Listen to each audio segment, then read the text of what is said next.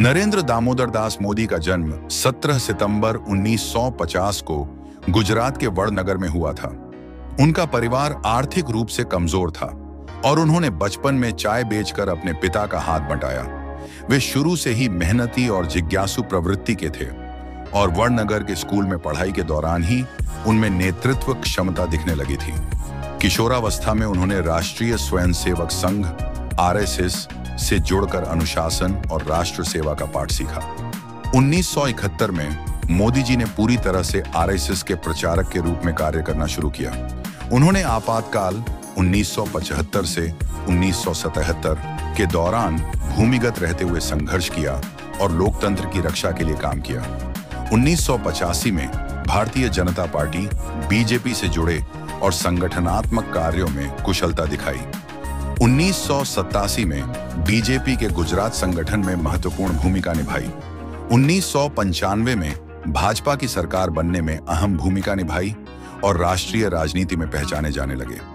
2001 में गुजरात के मुख्यमंत्री बने जब केशुभाई पटेल के स्थान पर उन्हें जिम्मेदारी सौंपी गई। 2001 से 2014 तक लगातार 13 साल गुजरात के मुख्यमंत्री रहे।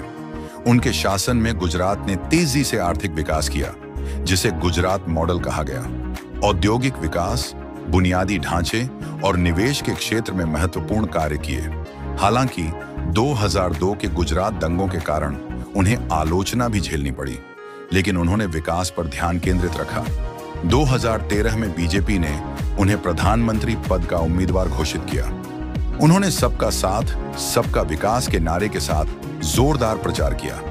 2014 के लोकसभा चुनावों में बीजेपी को प्रचंड बहुमत मिला और 26 मई 2014 को नरेंद्र मोदी भारत के 15वें प्रधानमंत्री बने। 2014 और 2009 साल में भारी बहुमत से जीतकर प्रधानमंत्री बने।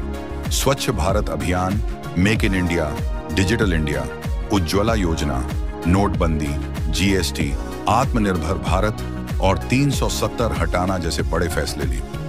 वैश्विक स्तर पर भारत की पहचान को मजबूत किया और रक्षा क्षेत्र में भी आत्मनिर्भरता बढ़ाई।